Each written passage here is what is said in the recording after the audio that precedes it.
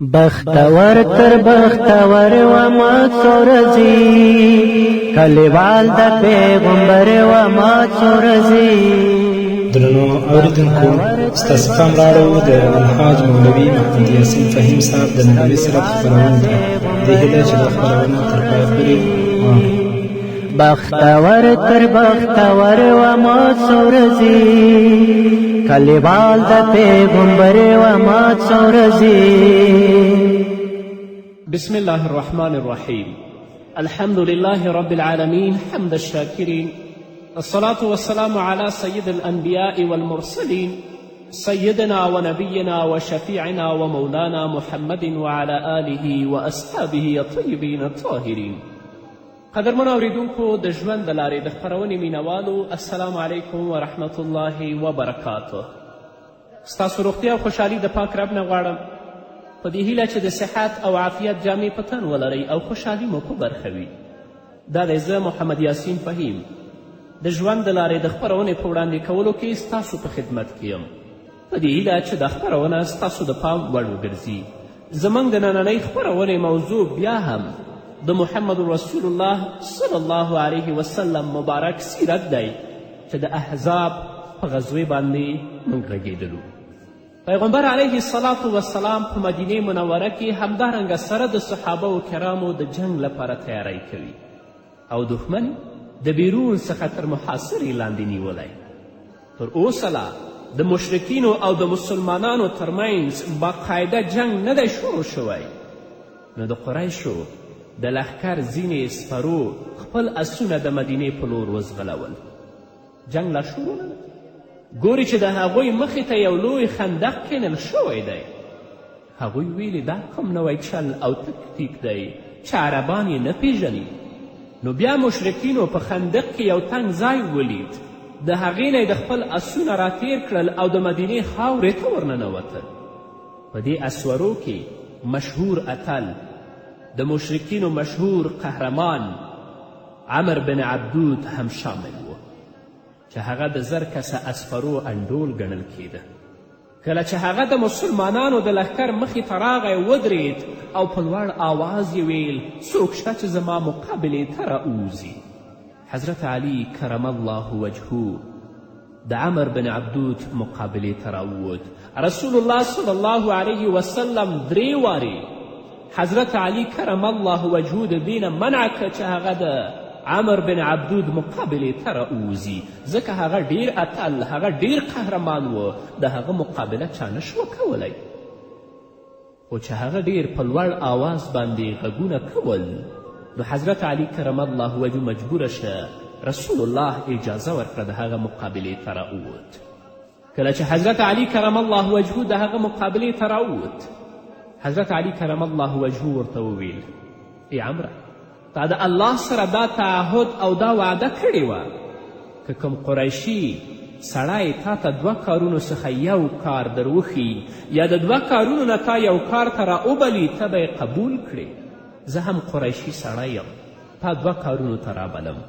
عمر ورته ویلې هوکې دا خبره ما کړې ده، که کوم قریشي سړی د 2 کارونو نه یو کار ته ما راوبلي، زه به په هغو کې خامخا یو منم.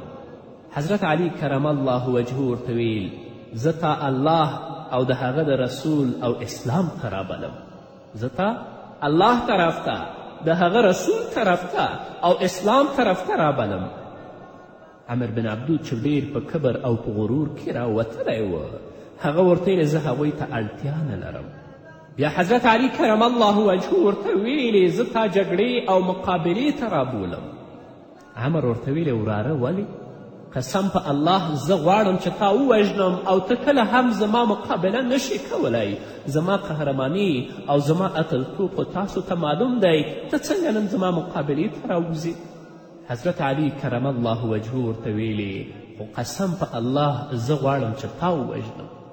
د حضرت علی کرم الله وجهه د دې خبرې په اورېدو سره عمر ډیر ګرم شه، ډیر په غرور او په کبر کې شه، د خپل اس څخه یې توپ که او د حضرت علی کرم الله وجهه مقابلې ته راووت. حضرت علی کرم الله وجهه ته مخامخ شو، دواړو جګړه او مبارزه پیل کړه. او هر یوه د بل د وژلو هڅه کوله. د لږې جګړې څخه وروسته د دین دښمن د حضرت علي کرم الله وجهه په لاس باندې ووژل شو. د مشرکینو لښکرو مسلمانان نږدې یو میاشت د ټولو خواو څخه تر کلکې محاصرې او بندیز لاندې ونیول. په مسلمانانو باندې ابتلا او امتحان ډیر سخت شو. د منافقینو نفاق را څرګند شو. په دې بهانه د رسول الله صلی الله علیه وسلم څخه مدینې ته د تګ اجازه وغوښته چې ان بیوتنا عوره وما هي بعوره ان یریدون الا فرارا. رابغله رسول الله ته به ویلې زموږ کورونه خالی دي، هلته څوک نشته پکې نارینه. حال دا چې الله وایي کورونه یې خالی نه ول، په دې بهانه یې تیښته کوله، د جنګ نه تښتېدل. رسول الله صلی الله علیه وسلم همدارنګه صحابه کرام رضوان الله تعالی علیهم اجمعین د سختې ویرې په حالت کې ول چې نعیم بن مسعود غطفانی راغی او رسول الله صلی الله علیه وسلم ته ویل زه مسلمان شوی یم، خو قوم مې تر اوسه خبر نه دی چې زه مسلمان شوی یم. پیغمبر علیه الصلاة والسلام ته یې ویلې څه دې خوښه وي امر راته وکړه چې سر ته یې ورسوم. رسول الله صلی الله علیه وسلم نعیم بن مسعود غطفانی ته ویل ته زموږ له جملې څخه یو وګړی که توانیږي دښمن له موږ څخه لرې کړه، ځکه چې جنګ تکتیک دی، په هره طریقه چې کولی شي د دښمن په منځ کې شک پیدا کړه، د هغوی په زړونو کې وسوسې پیدا کړه او دښمن زموږ نه لرې کړه.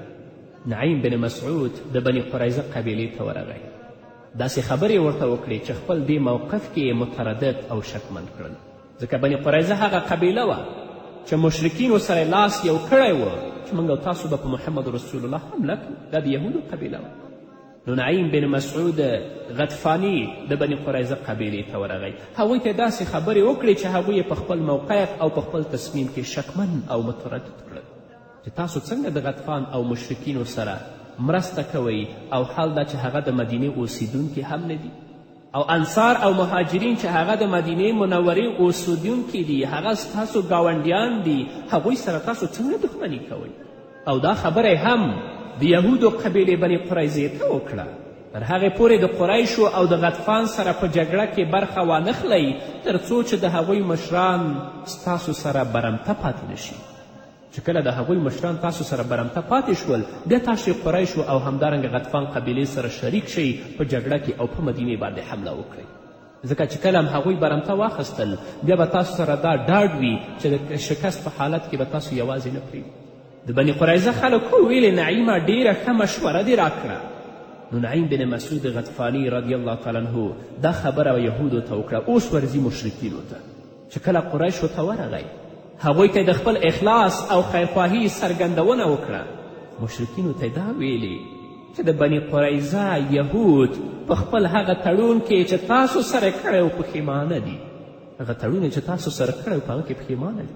هغوی د تاسې نه د تړون ضمانت په توګه ستاسې مشران غواړي چې هغوی تاسې هغوی څخه برمته پرېږدئ او بیا به د یوې جوړې جاړې په توګه ستاسې مشران د محمد رسول الله صلی الله علیه وسلم ملګرو ته وسپاري چې سرونه یې پرې کړي. دا خبره قریشو ته وکړه. د هغې نه وروسته راغی د غطفان قبیلې ته. هغه څه یې ورته ویل چې هغه خبره یې قریشو ته کړې وه. نو په دې سره دواړه ډلې د یو بل څخه په ویره کې شوې. مشرکین د یهودو نه په ویره کې شول، همدارنګه یهود د مشرکینو نه په ویره کې شول، غطفان هم د یهودو نه په ویره کې شول، یهود د غطفان نه په ویره کې شول. دا ټول کار چا وکړ؟ نعیم بن مسعود غطفانی رضی الله تعالی عنه. نو د مشرکینو او د غطفان قبیلې زړونه د یهودو په خلاف شکمن او د کرکې او کینې څخه ډک شول او دا متحده جبهه چې دوی جوړه کړې وه د داسې تفرق او اختلاف کار شوه چې هرې ډلې د بلې څخه د ویرې احساس کوه. کله چې د قریشو سالار ابو سفیان او د غطفان مشرانو د یهودو څخه د مسلمانانو په خلاف د یو پرېکنده جګړې غوښتنه وکړه، ابو سفیان همدارنګه د غطفان قبیلې مشرانو د یهودو نه وغوښتل چې اوس به موږ او تاسو د محمد رسول الله په خلاف جګړه کوو. نو په دې غوښتنه کې یهود زړه نازړه شول او د هغوی څخه د مشرانو د برمتې په توګه د اخیستلو غوښتنه وکړه چې جګړه کې موږ تاسو سره هله شریکېږو چې تاسو خپل مشران موږ څخه برمته پرېږدئ. نو په دې سره قریشو او غطفانیانو ته د نعیم بن مسعود د خبرې رښتینولي ښکاره شوه چې نعیم رښتیا ویلي و. نو مشرکینو او غطفانیانو د یهودو دا غوښتنه رد کړه. په دې توګه یهودو ته هم د نعیم خبره رښتیا معلومه شوه چې نعیم خو رښتیا ویلي و چې مشرکین او غطفانیان کله هم تاسو سره جګړه کې نه شریکیږي، نو چې کله جګړه کوئ هغوی نه د هغوی د مشرانو د برمتۍ غوښتنه وکړئ. او د متحدې جبهې ډله یو له بله څخه زړه بدې اتحاد یې دړې وړې او خبره یې ماته شوه. دا ټول کار چا وکړه؟ نعیم بن مسعود غطفانی رضی الله تعالی عنه چې پیغمبر علیه السلام ورته لارښوونه کړې وه. جنګ په خپله یو فریب او تکتیک دی. په دې سره د دوی په زړونو کې نفاق پیدا شه. د هغه جګړې نه دوی مخ واړوه. اوس نو وګورو چې ابو سفیان چې د مشرکینو مشر دی هغه څه کوي. دا به واورو خو د یوې دمې نه له کوثر او له زمزم سره پخلاوه، له کوثر او له زمزم سره پخلاوه، بس له تندې مرور وما څو ورځې کلیوال د پیغمبر وما څو ورځې. قدرمن اورېدونکو بیا هم زموږ سلامونه او نیکې هیلې ومنئ په دې هیله چې تر دې دمه تاسو زموږ ملتیا کړي وي. الله رب العزت اوس د خپل پیغمبر مرسته کوي. نو د ژمي په یخه شپه کې په احزابو یعنې په متحدې جبهې باندې طوفاني باد مسلط کوي چې هغه باد د هغوی دیګونه او د هغوی خیمې چپه کړې. ابو سفیان ودرېد، په لوړ آواز یې ویل: ای قریشو، په الله سوګند تاسې په مناسب او محفوظ ځای کې نه یاست. زموږ او ستاسو څاروي او همدارنګه سورلۍ له منځه لاړې. بنو قریظه همدارنګه د خپله وعده زموږ سره ماته کړه، تړون یې مات که او د خواشیني سره یې مخ کړو.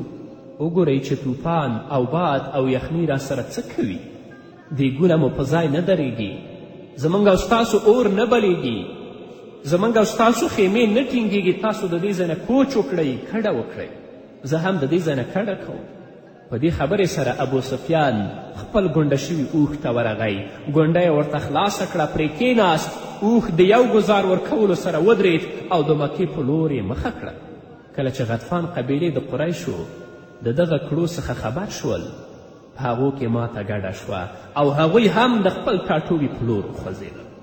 حذیفه بن یمان چې محمد رسول الله صلی الله علیه وسلم د متحده لښکر د حالاتو د معلومولو لپاره استولی و، په داسې حالت کې راغی چې رسول الله صلی الله علیه وسلم په لمانځه ولاړ و. د احزابو د سترګو لیدلی حال یې ورته بیان که. په سهار کې رسول الله صلی الله علیه وسلم د مسلمانانو سره یو ځای د مدینې په لور واپس حرکت وکړ. الله رب العزت د خندق د غذا په اړه په قرآن کریم کې فرمایي: یا ایها الذین آمنوا اذکروا نعمة الله علیکم اذ جاءتکم جنود فارسلنا علیهم ریحا وجنودا لم تروها وکان الله بما تعملون بصیرا. ای مؤمنانو، تاسو د الله هغه نعمتونه را یاد کړئ چې کله پر تاسې لښکرې راغلي نو موږ په هغو باندې باد راوالوزوه او داسې لښکرې مې پرې مسلطې کړې چې تاسو هغه نه لیدلي او الله رب العزت ستاسې کړنې ډېرې ښې ویني. الله پې باد مسلط. همدارنګه الله رب العزت په صورت احزاب کې فرمایي: ورد الله الذین کفروا بغیظهم لم ینالوا خیرا وکفى الله المؤمنین القتال وکان الله قویا عزیزا. الله رب العزت کافران له غصې نه ډک په داسې حالت کې ستانه کړل چې هیڅ ګټه یې نه وه ترلاسه کړې او مؤمنانو ته په جنګ کې یوازې یو الله بس دی. الله رب العزت مؤمنان له جنگ څخه وژغورل او الله رب العزت پیاوړی او برلاسه دی.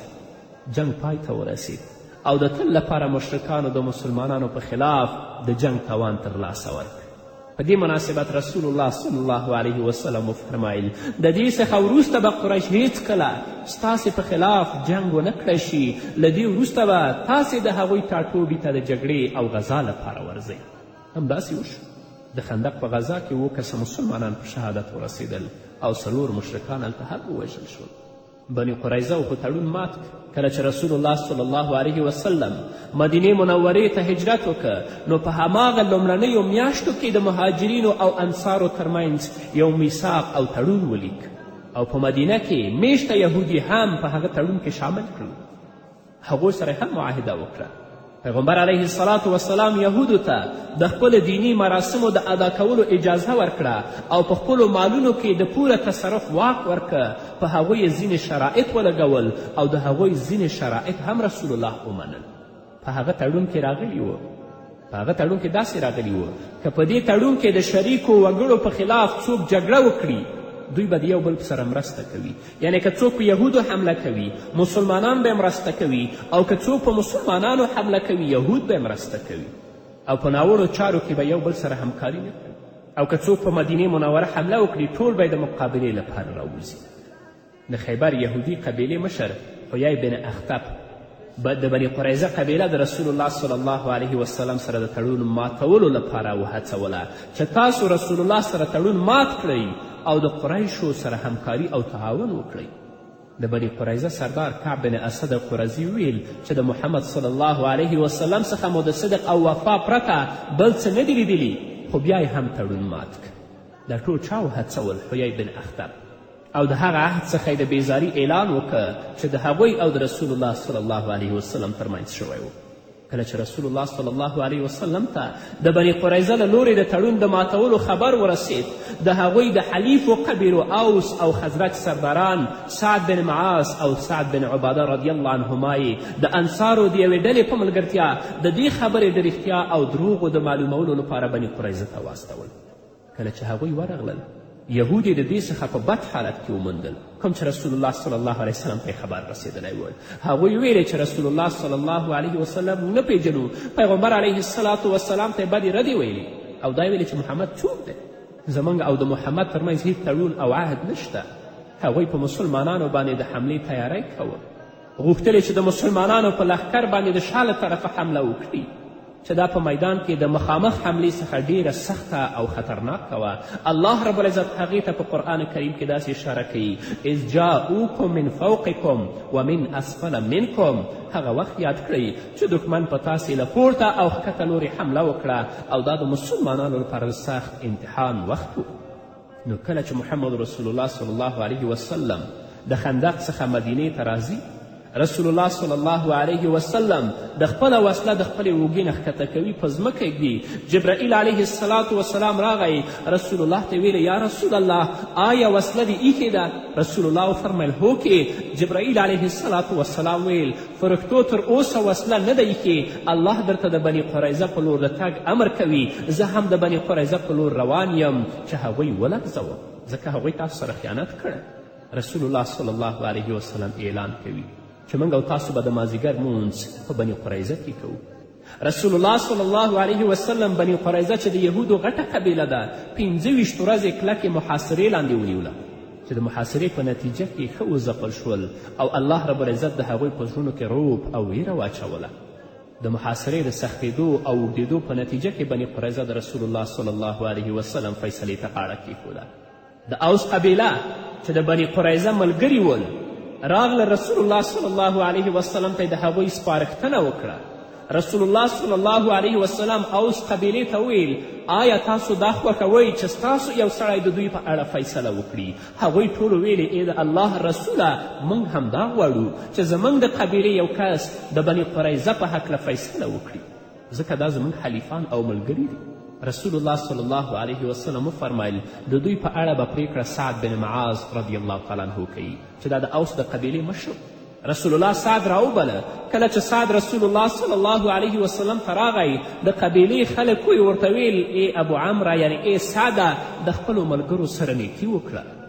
رسول الله صلی الله علیه وسلم ځکه د دې فیصلې لپاره ټاکلی چې د هغوی سره ښېګڼه وکړي.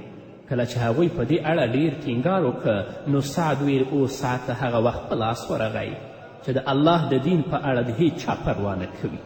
بیا حضرت سعد رضی الله تعالی عنه ویل زه د دوی په اړه فیصله کوم چې د دوی سړي دې ووژل شي، مالونه او دارایی دې توزیع شي او ښځې او اولادونه یې د جنگي بندیانو په توګه باید ونیول شي. د دې فیصلې په اورېدو سره رسول الله صلی الله علیه وسلم ویل ای سعده په حقیقت کې دی د دوی په اړه د الله د خوښې فیصله وکړه. دا فیصله د بني اسرائیلو په شریعت کې د جنگي قوانینو او هغه څه چې په اړه په تورات کې دي دا ستا فیصله هغه سره سمون خوري او په دې توګه د بني قریظه په حق کې د سعد بن معاذ رضی الله تعالی عنه پرېکړه نافظ او عملي شوه او مسلمانان د شا له لورې د حملې او داخلي انتشار او ګډوډي څخه خوندي پاتې شول. د خزرج قبیلې سلام بن ابي حقیق هغه څوک و چې د مسلمانانو په خلاف متحده جبهه جوړه کړې وه هغه یې ووژل او اوس له دې څخه د مخه د اسلام او د رسول الله صلی الله علیه وسلم ستر دښمن کعب بن اشرف وژلی و. نو په دې توګه مسلمانانو د کفر د هغه مشرانو د وسوسو څخه خلاصون امود چې تل به د اسلام او د مسلمانانو په ضد دسیسې جوړولې او ډلې ټپلې به تنظیمولې خو د هغوی په وژلو او د بني قریظه په هلاکت مسلمانانو د آرام ساه واخیستله. د دې نه وروسته صحابه کرام رضوان الله تعالی علیهم اجمعین سمامه برمته نیسي او رولی مدینې منورې ته په مسجد نبوي کې د یوې ستنې نه تړي. په آخر کې چې د سیرت کتابونو د هغه ډیره زیاته واقعه لیکلې پیغمبر علیه الصلاة وسلام هغه ته بخښنه کوي چې کله ورته بخښنه کوي ځي د خرماو تر څنګ هلته غسل کوي او راځي د محمد رسول الله صلی الله علیه وسلم په مقدس دین باندې مشرف کیږي او معونه هغه ځای و چې د هغه ځای نه به مکې مکرمې ته تل لپاره غنم تلل. راځي د مکې مکرمې غنم بندوي چې بیا به مکې ته غنم نه ځي. قریشو باندې ډېره سخته سختي راځي. رسول الله صلی الله علیه وسلم نه غوښتنه کوي چې یا رسول الله ته اجازه ورکړه چې موږ ته غنم راواستوي. رسول الله صلی الله علیه وسلم د هغوی وړاندیز مني او سمامه ته وایي چې هغوی ته غنم پرېږده چې ورشي. وروستنۍ خپرونې کې به انشاءالله د حدیبیې د صلح په هکله وغږیږو. نو قدرمنو اوریدونکو دا وه زموږ نننۍ خپرونه چې ستاسو درانه حضور ته وړاندې شوه. تر بلې خپرونې پورې چې زه بیا هم ستاسو درانه حضور ته راځم تاسو ټول په پاک رب سپارم. پاتې ژوند نیکمرغه، ښاد، بریالي او کامیابه اوسئ. د دنیا له پاچاهانو بې پروا د دنیا له پاچاهانو بې پروا یو فقیر او کلندر وما څو ورځې کلیوال د پیغمبر وما څو ورځې یو فقیر او کلندر وما څو ورځې کلیوال د پیغمبر وما څو ورځې